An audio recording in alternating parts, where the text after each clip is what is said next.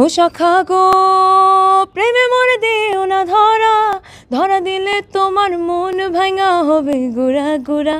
তুমি কোন শহরের মাইয়া গো লাগে উড়া ধুরা, তোমার এসে দেখলে পরে, তোমার এসে দেখলে পরে পোড়া মাথা ঘুরায় গো লাগে উড়া ধুরা।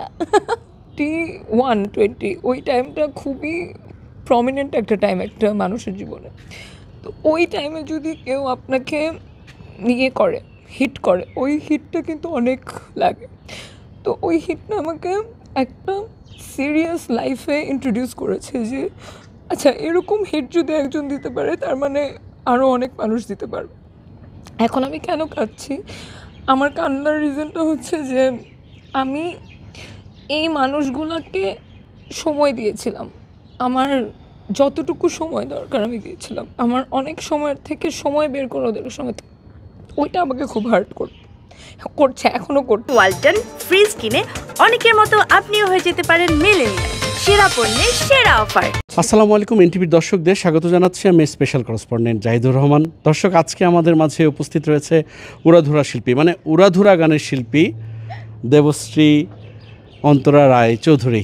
তুমি কোন শহরের মেয়ে? আমি ঢাকা শহরের মেয়ে, কিন্তু বাবার বাড়ি তো চাঁদপুরে। বাবার বাড়ি চাঁদপুরে, ওখানে যাওয়া হয় বছরে একবার যখন পূজা থাকে তখন। তাই কারণ আমার ছোটবেলা যেহেতু বেড়ে ওঠা ঢাকা শহরে, তো আমি ঢাকা শহরই বলি আর কি সবাইকে। এই গানটা যে হিট হলো, এই গান শুনে শুনে মানুষ হলে দৌড়ালো, তোমার অনুভূতি কেমন? এটা তো অনেক বড় একটা প্রাপ্তি আমার জন্য। আসলে একটা গান দিয়ে অনেক কিছু বোঝানো যায়। এখন একটা গান একটা প্রমোশনাল ওয়েতে যে মানুষ হলে যাচ্ছে, তারপরে হল থেকে নাচতে নাচতে বের হচ্ছে, শুধু যে আমাদের দেশের মানুষ এই বিটে নাচছে তা কিন্তু না, পৃথিবীর মানুষ নাচছে।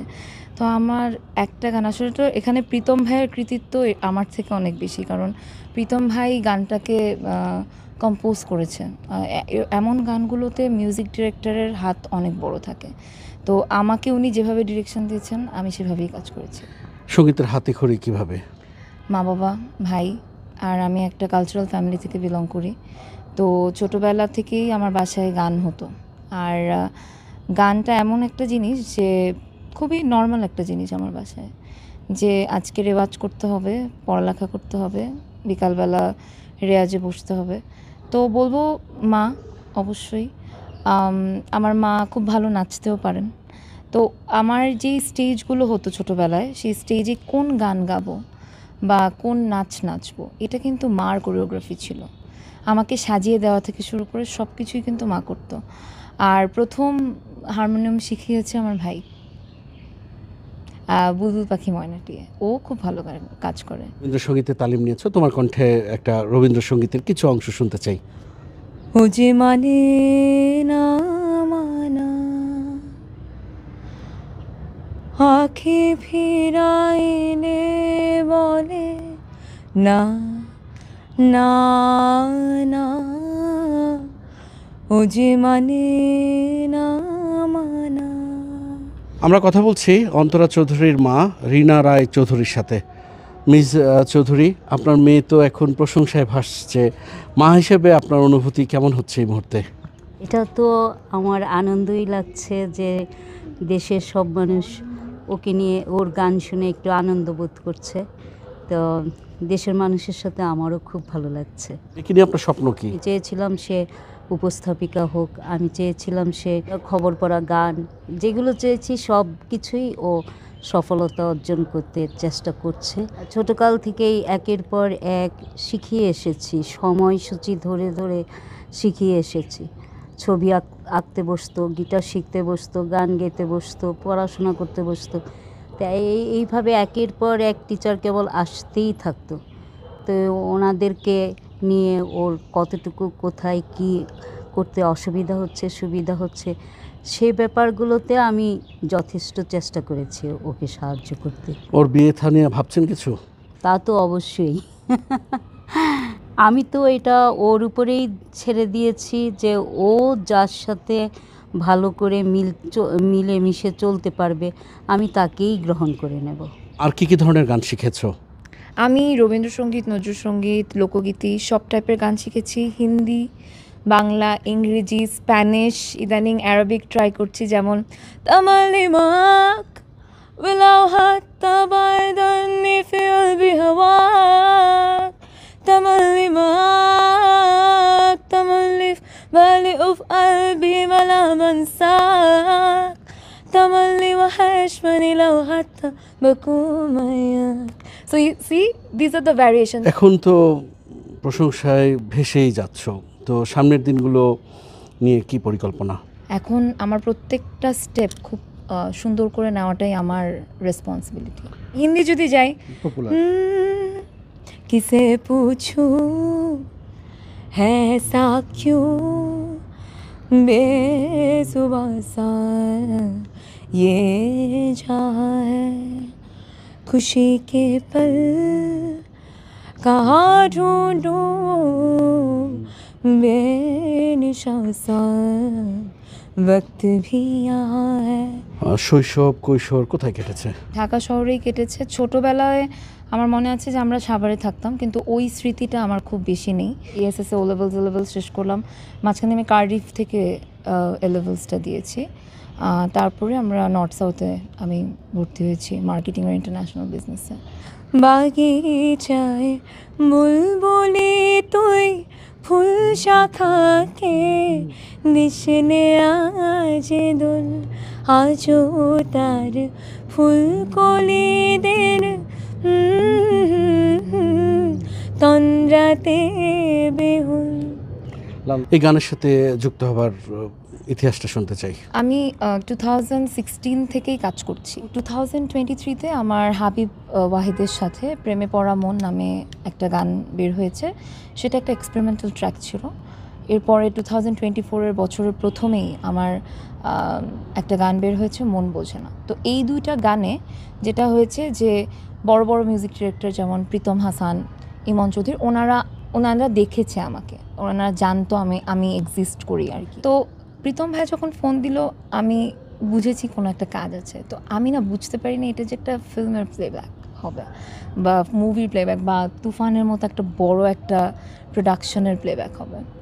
তো আমি গেলাম, আমি প্রীতম হাসানের সাথে ডিরেকশনে কাজ করব, কারণ আমি হাবিব ওয়াহিদের ডিরেকশন পেয়েছি, যেটা একটা দারুণ একটা ডিরেকশন ছিল আমার জন্য। প্রীতম হাসানের ডিরেকশনের জন্য আই ওয়াজ ভেরি এক্সাইটেড যে উনি কীভাবে আমাকে ডিরেক্ট করে, কারণ মিউজিশিয়ানদের জন্য যারা সিঙ্গার তাদের জন্য কিন্তু মিউজিক ডিরেক্টর ভগবানের মতো কাজ করে, কারণ উনি আপনাকে গড়বে। হ্যাঁ, তো আমি এইটা জানতাম। অ্যান্ড যখন আমি গেলাম ওনাকে পুরো গানটা শুনলাম, হঠাৎ করে উনি আমাকে ডাকলো। তো গিয়ে দেখলাম একটা আইটেম সং। তো আমি হচ্ছি রবীন্দ্রসঙ্গীত, নজরুল সঙ্গীত, শুদ্ধ সঙ্গীত চর্চা করা একটা মানুষ। আইটেম সংও আমি গাইতে পারি, আমি সব ধরনের গান গেয়ে এসেছি। ইভেন বিভিন্ন ভাষার গান আমি প্র্যাকটিস করি দেখেই আমি বিভিন্ন ল্যাঙ্গুয়েজে কথা বলছি ইদানিং। তো এইটা যখন হচ্ছিল আমি ওনাকে বললাম যে আইটেম সংয়ের লিরিক্স আর টিউনটা আমাকে দেন আগে। যখন দেখলাম যে এটা ঠিক আছে আমি ট্রাই করলাম, দেন হয়ে গেল। 30 মিনিটে আমাদের কাজ শেষ হয়ে গিয়েছিল। তোমার জীবনে প্রেম ভালোবাসা, যাকে আমি হাত ধরার সুযোগ দিয়েছি যে আমার হাত ধরবে, সেই মানুষটা যখন এভাবে করে আমাকে হার্ট করলো তখন আমার আর বিশ্বাস চলে গেছে। আর সেটা যে একবার হয়েছে তা না, 2 বার, তোমার জীবনে 3 বার হয়েছে। এটা 3বারই 3টা ভুল পুরুষকে তুমি মানে ভালোবেসেছো। ভালো বাসাটা আসলে কি এখন আমি আর জানি না। আমি এখন এটা কেন বলছি, আমি আসলে কি ইমোশনাল জিনিস ক্যামেরাতে আসা উচিত না। আমি এটা নতুন প্রজন্মর জন্য রেখে যেতে চাই। মেসেজটা হচ্ছে যে তোমরা অনেক মানে বিয়েটা অনেক বড় একটা ডিসিশন। ডেটিং বলো, বয়ফ্রেন্ড বলো, সে তোমার সারা জীবনের জীবনসঙ্গী হতে পারে না। এটা আমি বলছি, খুব সিরিয়াসলি বলছি। আপনারা এটা দিতে পারেন গণমাধ্যমে, আমার কোনো সমস্যা নেই, কারণ আমি মরে যাওয়ার পরে এগুলো আমার অটোবায়োগ্রাফিতে থাকবে। আর কালকের মেয়েটা যে কষ্ট পাচ্ছে আমি তো তার জন্য একটা এক্সাম্পল।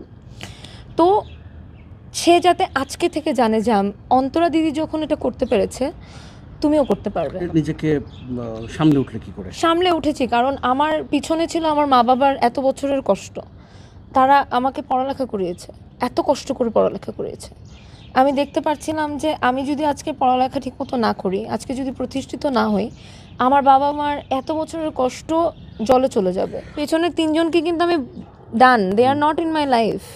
যারা আপনার লাইফে নাই তাদেরকে নিয়ে বেশিক্ষণ ভাবার কোনো দরকার নেই। এখন আপনি বলবেন যে 3টা প্রেমে কিভাবে ভুল করেছো। আমি একটা জিনিস বুঝতে পেরেছি, ভালোবাসাটা বেশি দিন থাকে না, একটা টাইমের পরে ভালোবাসাটা মরে যায়।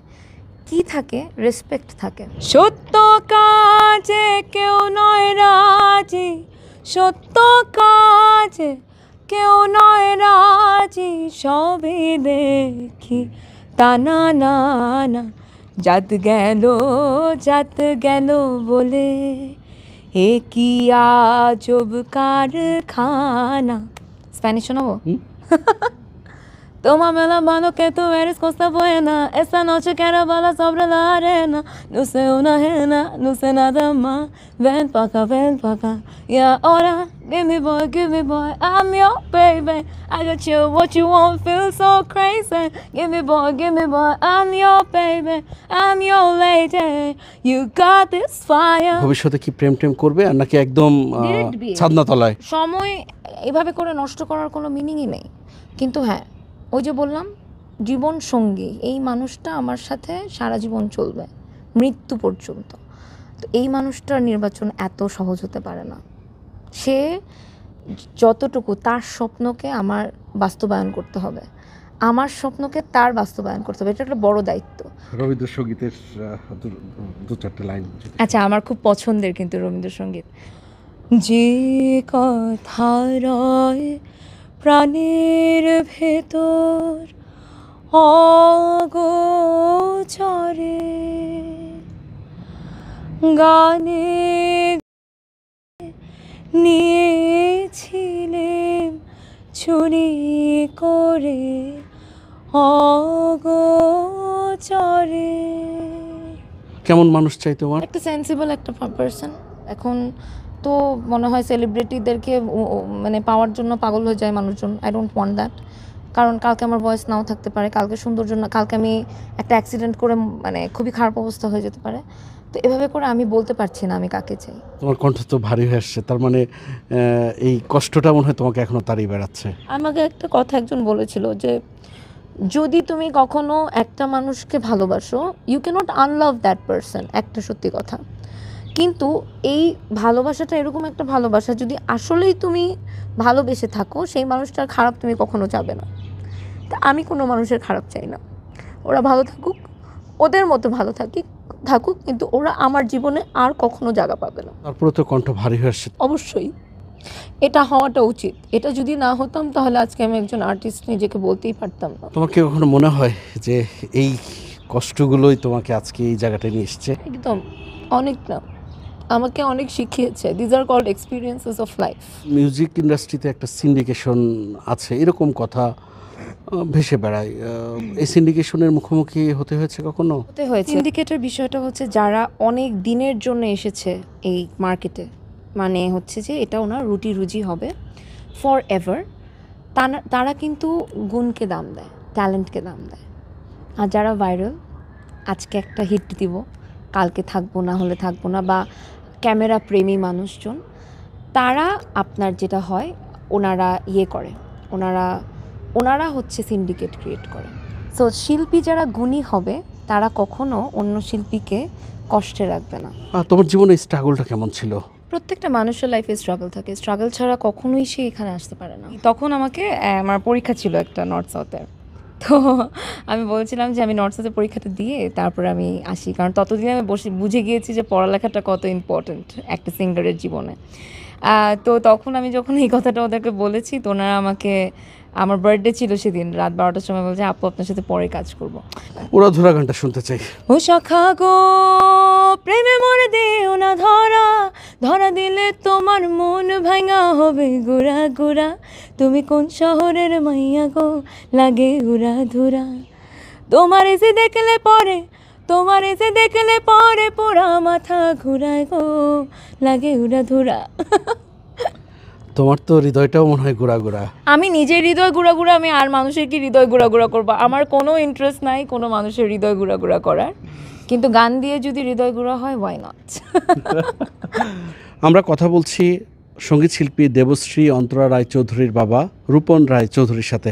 মিস্টার চৌধুরী, এনটিভির পক্ষ থেকে আপনাকে স্বাগতম। আপনার কন্যা তো একটা গান গেয়ে মোটামুটি হইচই ফেলে দিয়েছে, উড়াধুরা লাগিয়ে দিয়েছে। কন্যার সাফল্য আপনি কিভাবে উদযাপন করছেন?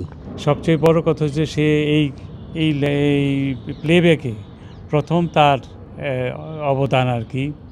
তা আমি এটা গর্বিত যে সে আসে সামনে, যাতে সে আরও ভালো করে, ভালোভাবে এগিয়ে যায়, সেদিকে তার আমার সমর্থন থাকবে, আমার উৎসাহ থাকবে। তার সঙ্গীতে হাতে খড়ি কিভাবে? আমাদের ফ্যামিলিতে সবাই কোনো না কোনোভাবে গান নাচের সাথে জড়িত, সংস্কৃতি অঙ্গনে জড়িত আছে। আমিও ছিলাম। আমি বাবা হিসাবে গান করেছি দীর্ঘদিন। তারপরে আমি চাকরি জীবনে আসার পর একটু স্তীমিত হয়ে যায়। তারপর আমি ছায়ানটে ছিলাম। আমার একটা ছেলে একটা মেয়ে। ছেলেটা সিএ, পরে একটা ফার্মে আছে এখন সে। আর মেয়েটা তো নর্থ সাউথ থেকে ও লেভেল শেষ করে নর্থ সাউথে পড়েছে আর কি। নর্থ সাউথ থেকে বিবিএ শেষ করে কিছুদিন চাকরি করলো, তারপর গানের মধ্যেই ঝুঁকে গেল আস্তে আস্তে।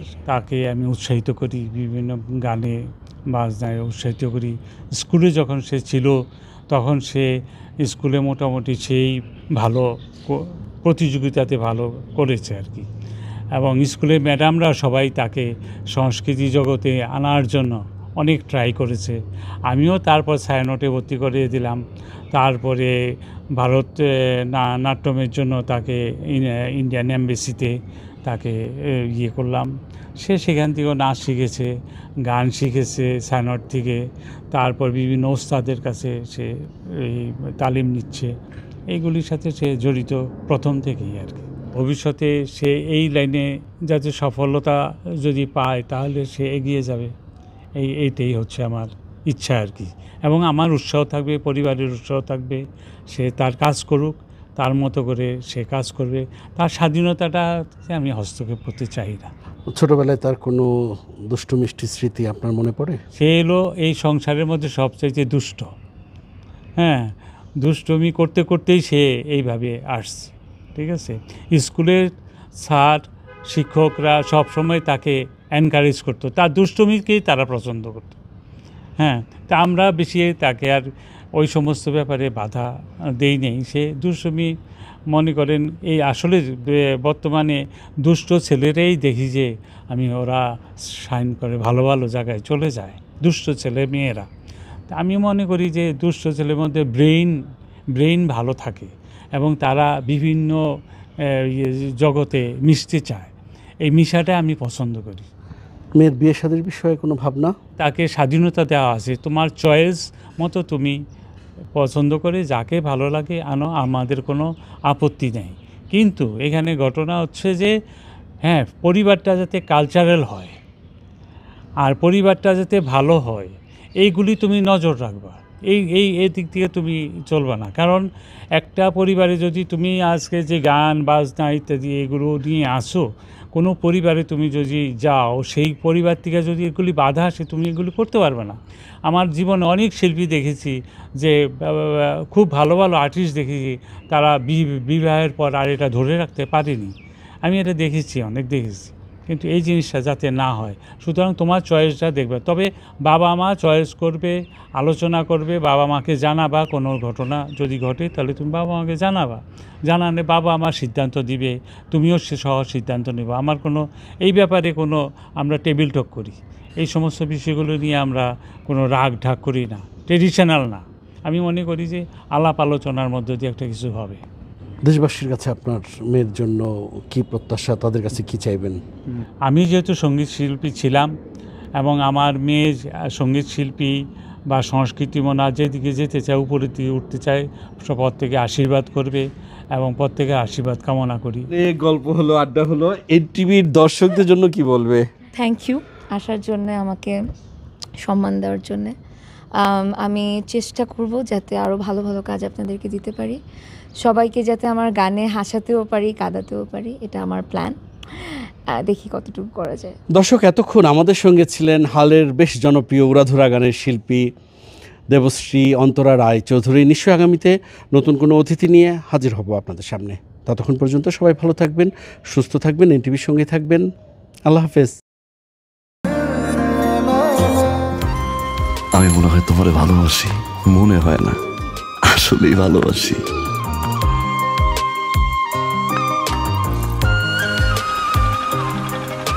আপনি যে আমার ভালোবাসেন আমি টের পাই।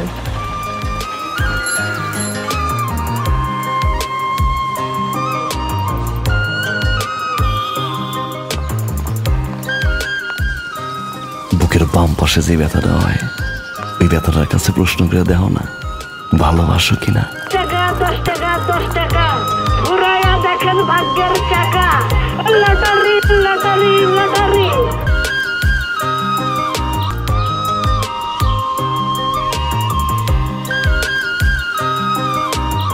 আপনি না চোখের যন্ত্রণা বুঝতে পারেন, বুঝে নেন।